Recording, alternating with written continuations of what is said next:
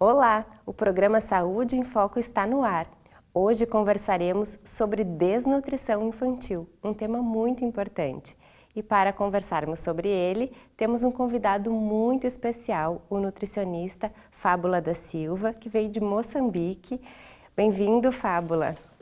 Obrigado. Olá a todos que assistem o programa e, como já foi dito, meu nome é Fábula da Silva, sou nutricionista de Moçambique e sou também mestrado em saúde materna infantil na Universidade Franciscana. Então esse é o motivo por estar aqui, né? Você do mestrado em saúde materna infantil e o tema, né, de teu estudo é a desnutrição infantil. Exatamente, né? sim. Então, Fábula, 149 milhões de crianças no mundo sofrem de desnutrição. Então, não é uma realidade só de vocês, né?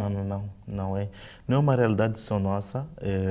Esta é uma causa praticamente que afeta em maior proporção em países em desenvolvimento e que isto tem vindo a praticamente retardar aquilo que é o próprio índice de desenvolvimento humano a nível desses países. Porque uma criança com desnutrição, ela acaba comprometendo um futuro praticamente da nação toda.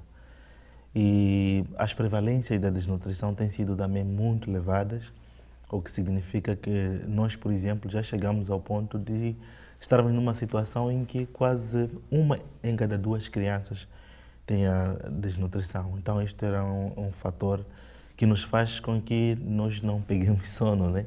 Temos que estar a trabalhar dia após dia para ver se podemos alterar este cenário. Sabe, Fábula, que aqui no Brasil nós também já tivemos índices bem elevados de desnutrição e nós estamos passando por uma transição nutricional, né? Okay. Então, a gente teve índices elevados lá de desnutrição e hoje está virando a chave, por isso a gente chama de transição. A gente tem muitas crianças com obesidade. Okay. Então a gente observa, né, o quanto a alimentação dessas crianças é importante, o teu trabalho como nutricionista também. Então, né, de talvez vocês conseguirem passar por essa evolução sem chegar realmente, né, numa obesidade como a gente fez aqui, né? A gente saiu do 8 e foi lá para o 80.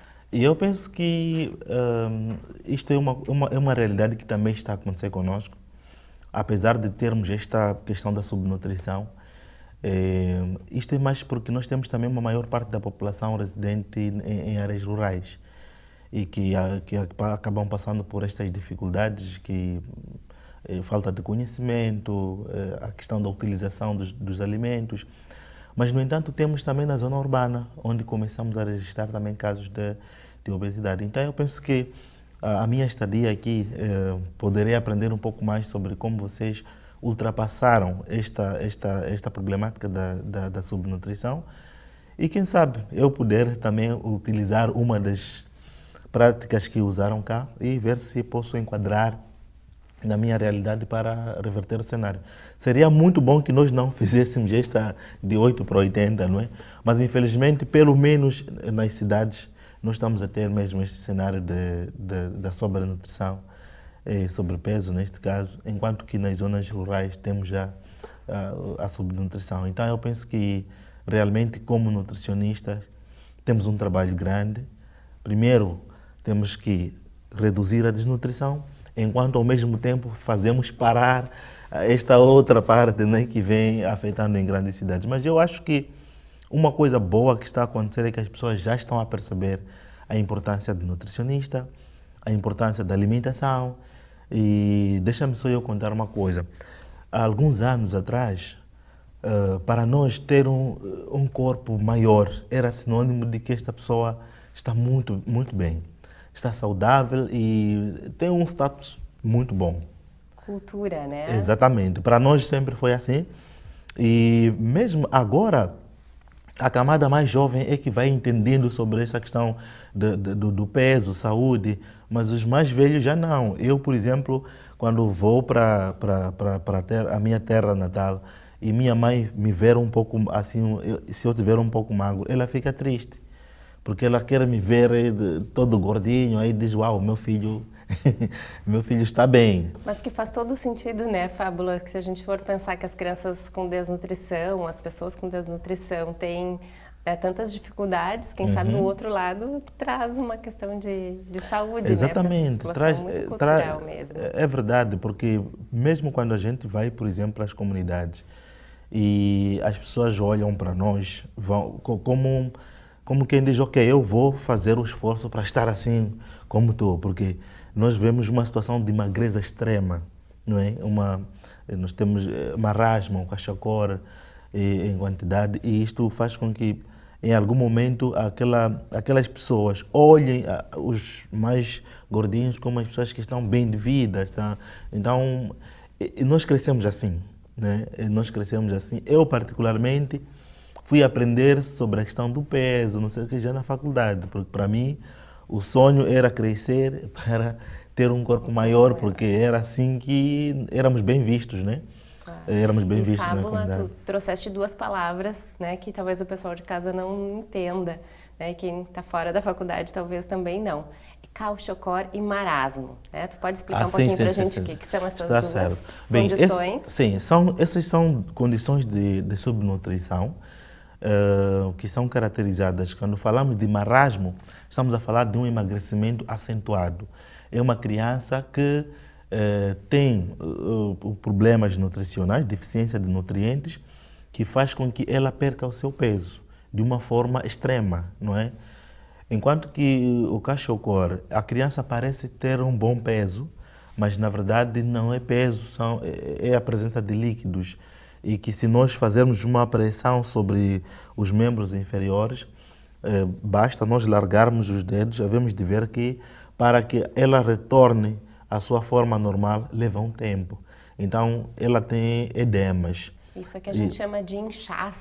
Sim, poderia ser um inchaço, mas pronto, o inchaço nutricional tem uma característica bilateral. Diferente. Exatamente, ele acontece nos dois pés. Então, aí nós vemos que esta criança com inchaço, nesse caso, diríamos que tem kwashiorkor, enquanto que a outra com emagrecimento, ela tem marasmo.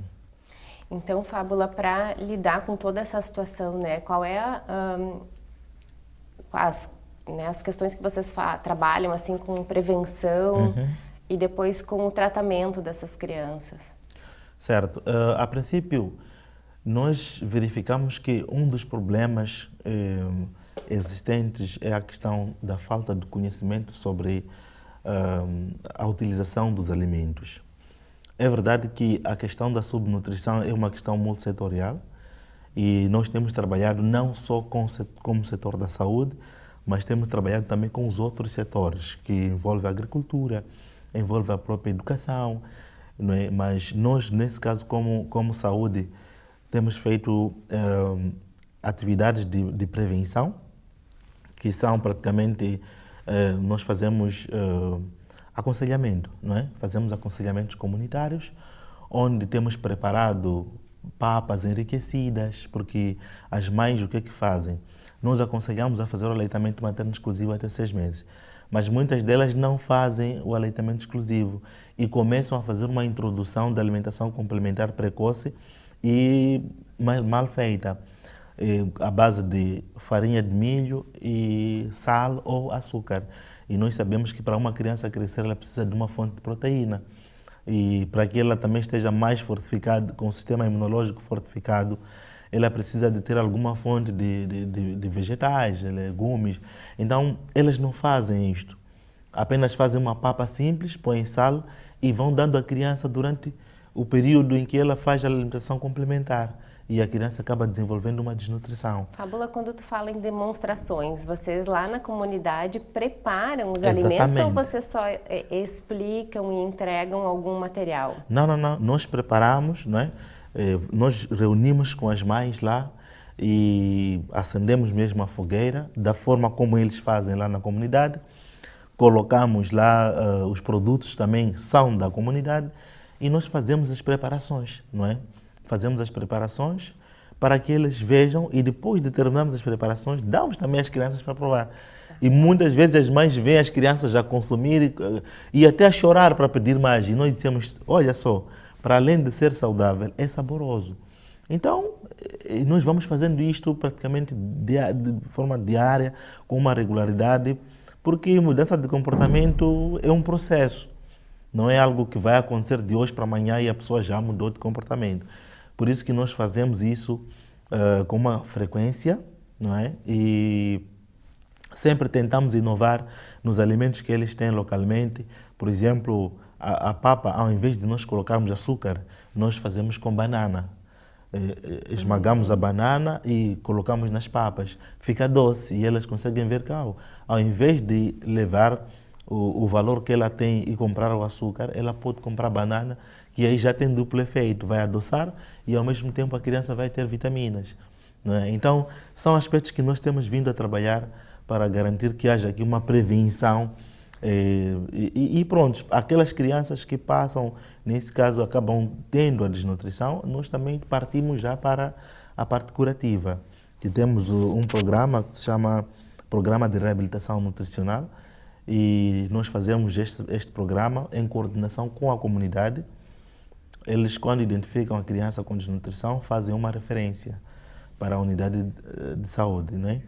E lá nós atendemos a criança, fazemos um registro num livro onde fazemos o seguimento da criança. Isto porque o tratamento da desnutrição não é um tratamento igual a uma dor assim, que basta darmos um medicamento, ela toma e já está. Ela precisa de fazer um segmento. Esse segmento tem um período que é Sim, realizado? No mínimo são entre 3 a 7 meses, né? Entre 3 a 7 meses que nós fazemos este segmento. Isso vai depender da condição clínica do período de admissão. Há crianças que são admitidas com uma condição clínica já mais agravada, não é? Enquanto que as outras ainda estão moderadas. Então, o tratamento acaba sendo mais rápido de uma em relação à outra. E também tem a questão da resposta ao tratamento. Há crianças que respondem facilmente. Logo que a gente dá os suplementos, em 1 a 2 semanas começam a mostrar resultados. Então, neste ambulatório, num ambulatório, né? Sim. Que é feito esse tratamento. Então, a criança chega com desnutrição, são feitas essas consultas e, para além disso, tu falaste agora, ela ganha um suplemento alimentar. Ela ganha um suplemento e as crianças que, para além da desnutrição, apresentarem alguma outra doença, como diarreia, tiver alguma convulsão, qualquer uma outra situação fora da desnutrição, nós internamos, fazemos o tratamento hospitalar. Já aquelas que só têm emagrecimento ou o inchaço, então não tem outra doença adicional, é que nós damos estes suplementos. E esse suplemento é fornecido pelo Estado, pelo governo e é distribuído para as crianças? Como é que funciona lá? Bem, o governo faz, com os seus parceiros, fazem a aquisição e o produto está na unidade hospitalar. As crianças recebem o produto na unidade hospitalar e vão fazer o consumo em casa. E temos desafios, porque é um produto que é saboroso e às vezes os pais também querem utilizar.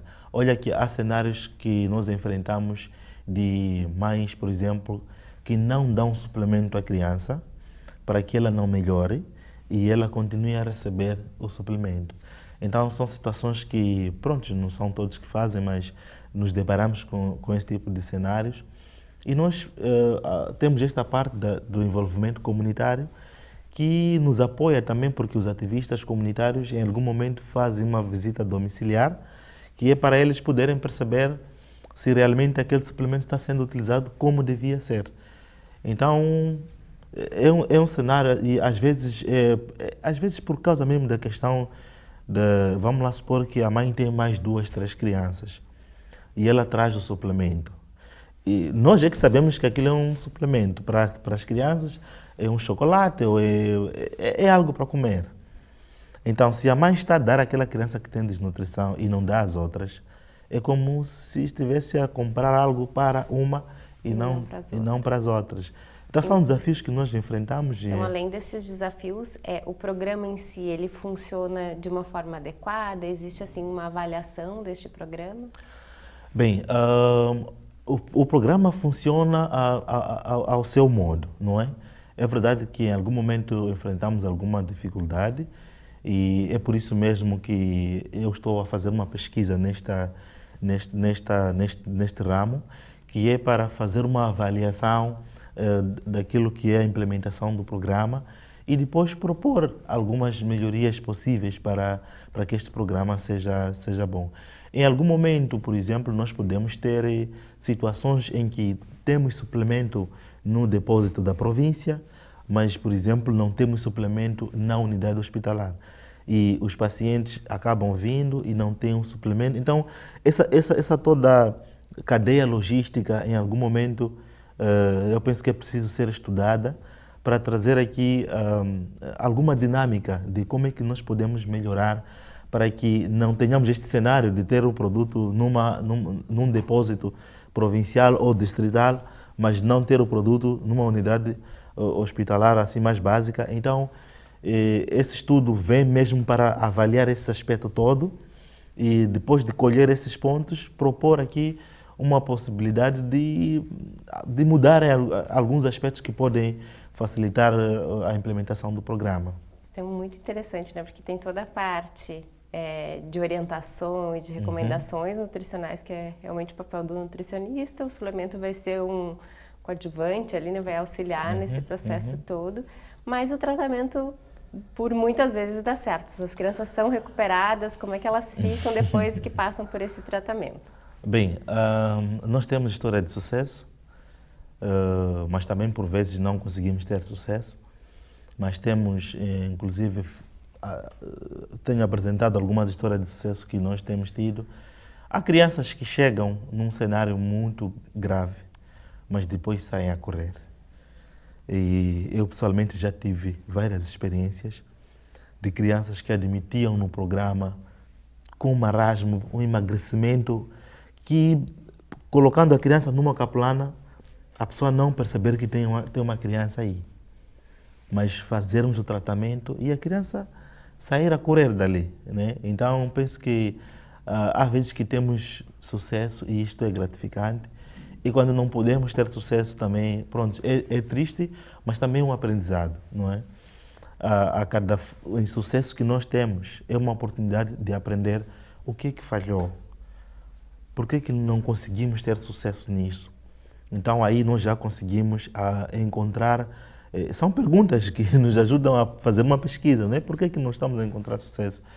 Então nós temos, por exemplo, crianças que abandonam o tratamento. Porque, como disse, aquilo leva um mínimo de 3 meses e por vezes vai até 6, 7 meses. Então, nesta caminhada, há mães que já param de trazer as suas crianças. E há vezes que conseguimos saber porquê, mas há vezes que não conseguimos saber porquê. Então, são esses pontos que em algum momento levam-me a pesquisar sobre isso, não é? Porque seria gratificante se eu conseguisse aqui trazer um produto que pudesse auxiliar bastante nesta problemática, porque é algo que é do nosso interesse, não é? Nós queríamos também ver a nossa prevalência da desnutrição muito baixa e termos as crianças a crescerem saudáveis. Muito interessante, né? Essa questão da gratificação de trabalhar, né, com o sucesso aí de um tratamento, o aprendizado quando o sucesso não acontece. Eu acho que a gente poderia aqui conversar tanto, né, sobre tantas questões culturais e sociais que envolvem, né, a desnutrição além da parte da saúde. Muito obrigada, né, pela presença, pelas contribuições, e o programa Saúde em Foco fica por aqui. Muito obrigada. Obrigado.